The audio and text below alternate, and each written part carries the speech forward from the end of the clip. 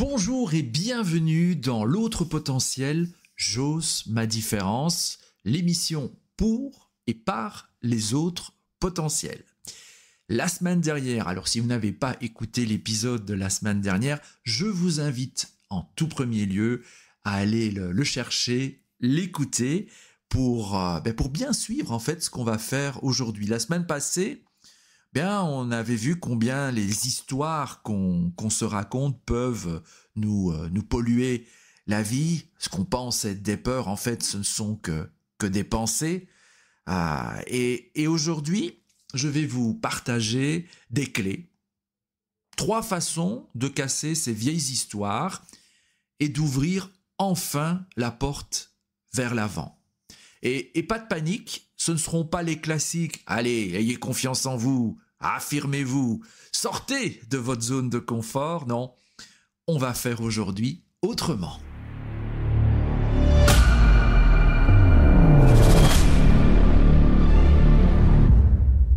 La première clé que j'ai envie de vous proposer, c'est d'imaginer que votre vie est un livre et de changer de narrateur.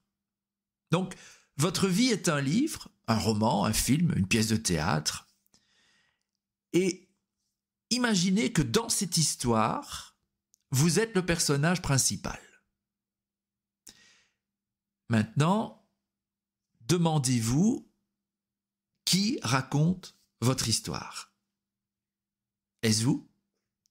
Ou est-ce encore la voix de cet enseignant qui vous a dit un jour « Tu devrais te concentrer sur une seule chose » et qui résonne dans votre tête à chaque nouvelle envie? Est-ce la voix d'un parent inquiet qui vous disait « Arrête de rêver, sois réaliste » Ou bien celle de cet ami qui, sans mauvaise intention, vous a un jour lancé « Oh, mais franchement, t'es jamais satisfait, tu veux toujours autre chose ?» Tant que vous laissez d'anciennes voix raconter votre histoire, vous jouerez un rôle qui n'est pas le vôtre. Alors, aujourd'hui, je vous propose un exercice. Prenez un moment et écrivez.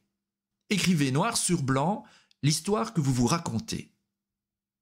Ce que vous croyez être vos vérités sur vous-même. Puis, changez de narrateur. Imaginez que cette histoire est racontée par quelqu'un qui vous admire profondément. Quelqu'un qui voit votre force, votre courage, votre résilience. Quelqu'un qui comprend que votre différence est une richesse. Comment cette personne raconterait votre parcours? Peut-être qu'au lieu de dire « J'ai toujours abandonné mes projets », elle dirait « J'ai exploré 1000 choses et chacune m'a appris quelque chose ». Peut-être qu'au lieu de « je suis trop dispersée », elle dirait « Ah, j'ai une curiosité insatiable et une capacité à connecter des idées que d'autres ne verraient jamais ». L'histoire, elle ne change pas, mais la façon de la raconter, si. Et c'est là que réside le pouvoir.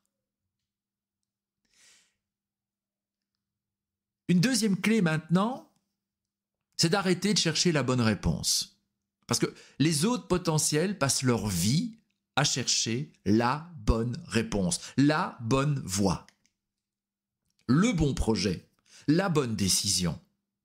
Mais si je vous disais qu'il n'y en a pas, et si au lieu de voir la vie comme un QCM avec une seule case correcte, vous la voyez comme un tableau blanc sur lequel vous pouvez écrire, effacer, recommencer, ajuster. Le problème, ce n'est pas de faire le mauvais choix. Le problème, c'est d'attendre trop longtemps avant de faire un choix. Parce qu'à force de chercher la réponse parfaite, on reste immobile. On passe plus de temps à analyser les routes possibles qu'à marcher sur l'une d'elles. Prenons une métaphore. Imaginez un navigateur GPS.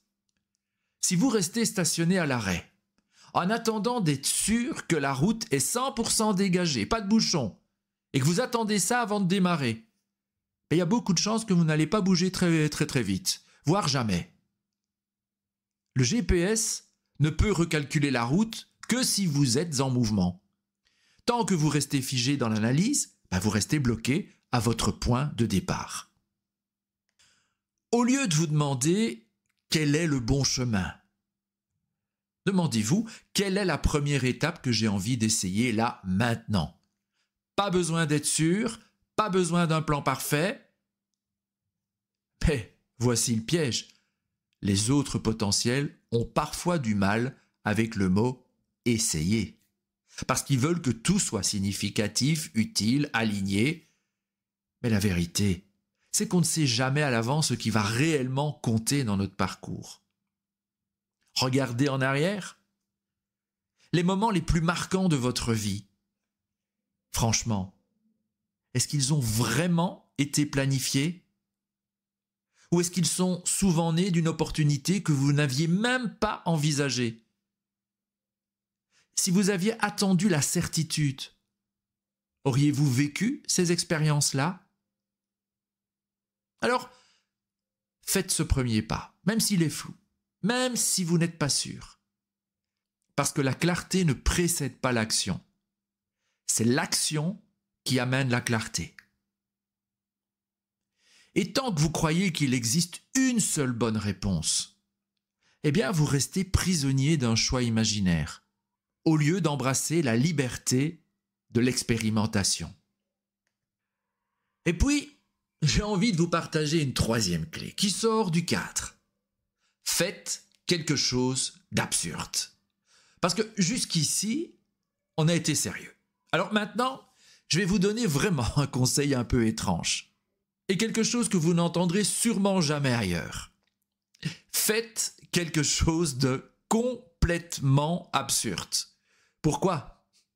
Parce que les peurs qui nous bloquent sont souvent ancrées dans un schéma mental ultra rigide.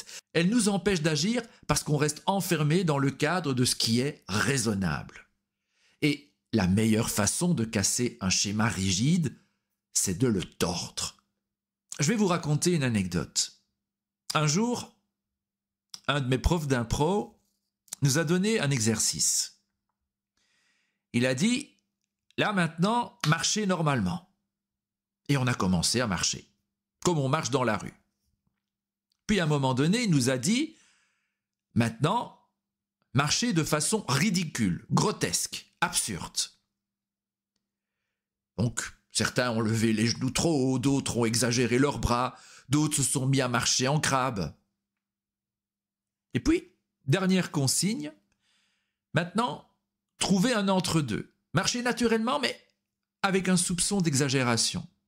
Et là, comme par miracle, nous avons marché avec une nettement meilleure présence scénique. Pourquoi ? Parce qu'en exagérant un comportement, on prend conscience de ce qu'on retient inconsciemment. On se rend compte à quel point on est bridé, même dans quelque chose d'aussi simple que la marche. Et c'est pareil pour nos peurs. Elles nous enferment dans un cadre rigide. Alors, pour en sortir, il faut parfois forcer l'ouverture d'un coup sec. Je vais vous proposer un défi. Choisissez une chose absurde à faire dans la semaine.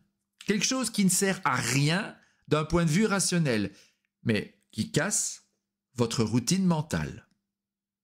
Par exemple, mettez une chaussette différente à chaque pied, juste pour voir si quelqu'un le remarque. Deuxième idée, écrivez une lettre à votre vous de 2035 et racontez-lui votre vie comme si vous écriviez un scénario de science-fiction. Et puis, pourquoi pas aller au supermarché et acheter uniquement des aliments d'une seule couleur, juste pour vous amuser à cuisiner avec. Pourquoi faire ça ? Parce que votre cerveau a besoin de souplesse mentale pour ne plus voir vos obstacles comme des murs infranchissables, mais comme des structures mouvantes. Et en faisant des choses absurdes, vous entraînez votre esprit à sortir du cadre. Parce qu'un esprit capable d'oser l'absurde, c'est un esprit capable d'oser l'inattendu. Et l'inattendu, c'est souvent là que se cache l'opportunité qui va tout changer. Donc, j'ai envie de dire, réécrivez votre histoire. Aujourd'hui, vous pouvez continuer à vivre avec ces histoires que vous traînez depuis l'enfance, ou vous pouvez choisir de les réécrire. Vous pouvez décider d'être le narrateur, Vous pouvez arrêter d'attendre la bonne réponse et simplement avancer. Et vous pouvez de temps en temps faire un pas complètement absurde, juste pour voir que vous n'êtes pas enfermé dans un cadre rigide. Le choix est là. Lequel allez-vous faire? À la semaine prochaine.